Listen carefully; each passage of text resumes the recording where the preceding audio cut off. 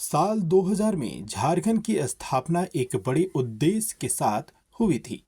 उद्देश्य था कि यहाँ की आदिवासी परंपरा और संस्कृति का संरक्षण, खनिजों से भरी पड़ी इस क्षेत्र का विकास और आदिवासियों के विकास की मुख्य धारा पर लाना। पर समय के साथ सारे मकसद पीछे छूट गए। जो राज्य स्थापना काल में सरप्लस बजट में था, वह आज कर्ज के बोझ से कराह रहा है। यहाँ इतने घपले घोटाले हुए कि राज्य के बाहर झारखंड की छवि आज लूटखंड की बन गई है। ऐसे में निश्चित ही सवाल उठता है कि आखिर ऐसा क्या हुआ कि जो राज्य सरप्लस बजट के साथ स्थापित हुआ था, वह आज लूटखंड कैसे बन गया। लूट का यह सिलसिला कब और कैसे शुरू हुआ। बिहार से अलग झारखंड बनने की मांग इसलिए हो रही थी कि इसका समुचित विकास अपने ही संसाधनों से सुचारू ढंग से हो पाएगा। झारखंड अलग राज्य बनने के बाद जिस विकास और खुशहाली का स्थापना लोगों ने देखा था, वह तो पूरा ही नहीं हुआ। उल्टे यहाँ लूट की संस्कृति स्थापित होती चली गई। हाल के कुछ वर्षों में जिस तरह नौकरशाहों के घर से इस कदर नगद बरामद हुए हैं कि झारखंड का अघोषित नाम लूटखंड हो गया है। झारखंड और मनी लॉन्ड्रिंग मामले में राज्य के दो मुख्यमंत्रियों को जेल की हवा खानी पड़ी। कई मंत्रियों को जेल जाना पड़ा। सूची लंबी है। वैसे भ्रष्टाचार के इस खेल की शुरुआत मानी जाती है कोड़ा कार्यकाल से। तो बात सबसे पहले सीएम मधु कोड़ा के कार्यकाल की करते हैं। झारखंड का सीएम रहते मधु कोड़ा पर खनन घोटाले के आरोप लगे। तब कांग्रेस, झामुमो और राजद गठबंधन की सरकार थी। मधु कोड़ा निर्दलीय मुख्यमंत्री बने थे। उनके कार्यकाल के दौरान हुए भ्रष्टाचार के मामले में उन्हें गिरफ्तार भी किया गया था। मनी लॉन्ड्रिंग के अलावा आय से अधिक संपत्ति अर्जित करने का केस उन पर चला था।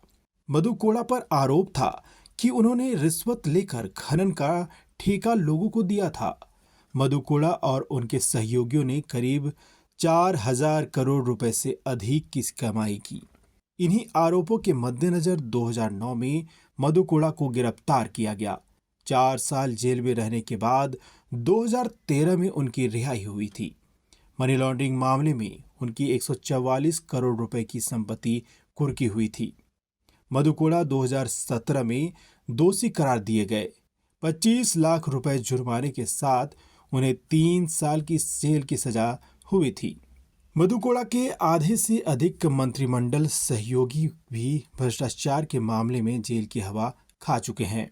उनमें एक की तो मृत्यु हो गई है और बाकी कुछ के खिलाफ अब भी मामले अदालतों में है। अब बात पूर्व खनन सचिव पूजा सिंघल की। वर्ष 2019 में जब हेमंत सोरेन ने राज्य की बागडोर संभाली तो उनके युवा और बेदाग व्यक्तित्व को देखकर लोगों को लगा था कि वे अब झारखंड को आगे ले जाएंगे। लेकिन लोगों की उम्मीदों पर तब पानी फिर गया जब उनके कार्यकाल में 7 मई 2022 को झारखंड में पदस्थापित आईएएस पूजा सिंघल के करीबी एक चार्टर्ड अकाउंटेंट के घर से ईडी ने 17 करोड़ रुपए बरामद किए। बिस्तर के नीचे नोटों के बंडल सजा कर रखे गए थे। नगद के अलावा उसके पास से 8 करोड़ रुपए के मूल्य की संपत्ति भी मिली थी। इस सिलसिले में बिहार के मधुबनी से पूजा सिंघल के ससुर को भी गिरफ्तार किया गया था। पूजा सिंघल अब भी जेल में है। अधिकारियों की बात करें तो रांची के पूर्व डीसी छवि रंजन भी जेल में है। लैंड स्कैम और मनी लॉन्ड्रिंग के मामले में वे जेल पहुंचे हैं। लैंड स्कैम और मनी लॉन्ड्रिंग से जुड़े एक मामले में पूर्व मुख्यमंत्री हेमंत सोरेन भी जेल में है। अब झारखंड प्रशासनिक सेवा का एक अधिकारी धन कुबेर निकला है। ग्रामीण विकास मंत्री आलमगीर आलम के पीए संजीव लाल के नौकर के घर से ईडी ने 35 करोड़ रुपए से अधिक कैश बरामद किए हैं। झारखंड में विपक्षी भाजपा के नेता इसे सीधे आलमगीर आलम से जोड़कर देख रहे हैं। भाजपा नेताओं का कहना है कि इतनी बड़ी रकम मंत्री के पीए के नौकर के घर से मिलना साफ संकेत है कि यह काली कमाई मंत्री ने ही छिपा कर रखवाई थी। जांच जारी है और कई और बड़े नाम इस लपेटे में आ जाएं तो कोई आश्चर्य की बात नहीं होगी। ईडी ने जिस सिलसिले में यह कार्रवाई की है, उसके तार पिछले साल गिरफ्तार हुए ग्रामीण विकास के चीफ इंजीनियर वीरेंद्र राम से जुड़े हैं। फरवरी 2023 में ईडी ने ग्रामीण विकास विभाग के चीफ इंजीनियर वीरेंद्र राम के रांची, जमशेदपुर सहित तकरीबन 2 दर्जन ठिकानों पर छापेमारी की थी। ईडी ने उनके घर से 1.5 करोड़ से अधिक के जेवरात जब्त किए थे। वीरेंद्र राम अब भी जेल में है। ईडी को वीरेंद्र राम के ठिकानों से जेवरात के अलावा नगद 20 करोड़ रुपए से अधिक की संपत्ति के कागजात भी मिले थे। ये वही वीरेंद्र राम थे जिन पर 2019 के विधानसभा चुनाव में आय से अधिक संपत्ति अर्जित करने का आरोप लगा था। उनके घर से करीब 2.5 करोड़ रुपए बरामद हुए थे। वर्ष 2023 में ही कांग्रेस कोटे से राज्यसभा सांसद धीरज साहू के ठिकानों पर आयकर विभाग ने छापेमारी कर 350 करोड़ से अधिक नगद बरामद किए थे। 350 करोड़ से अधिक की अघोषित नकदी के अलावा 2 करोड़ 8 लाख रुपए से अधिक के बेहिसाबी ज्वेलरी भी जब्त हुई थी। आयकर विभाग ने कहा था कि 329 करोड़ रुपए नगद का एक बड़ा हिस्सा उड़ीसा के छोटे शहरों से बरामद किए गए। हालांकि धीरज साहू ने दावा किया था कि बरामद रुपयों से उनका कोई लेना देना नहीं है। व्यवसाय उनके घर के अन्य लोग संभालते हैं और संभव है व्यवसायिक लेन देन की ही यह रकम हो। झारखंड के जिस सीएम हेमंत सोरेन से लोगों को काफी उम्मीदें थी, वे खुद जमीन घोटाले में जेल में है।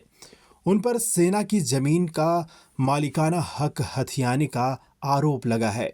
ईडी ने आरोप पत्र भी जमा कर दिया है। हेमंत पर तो यह भी आरोप लगा था उन्होंने पद का दुरुपयोग कर खनन पट्टा अपने नाम लिया था। ये महज कुछ ऐसे उदाहरण हैं जिसके खुलासे हुए और जिनके कारण झारखंड को लूटखंड कहा जा रहा है। अभी कई मामलों में जांच चल रही है और जैसे जैसे खुलासे होंगे कई और बड़े नाम इनमें दिख सकते हैं। शराब घोटाले की आंच छत्तीसगढ़ से झारखंड तक पहुंचने लगी है। कई और जमीन घोटाले और मनी लॉन्ड्रिंग के मामले, कुछ और बड़े अधिकारी रडार पर नजर आ रहे हैं। स्थापना के 24 साल में झारखंड के नेताओं अफसरों पर लूट के जिस तरह के आरोप लगे हैं, उससे यह स्थापित होता है कि झारखंड अब लूटखंड बन चुका है।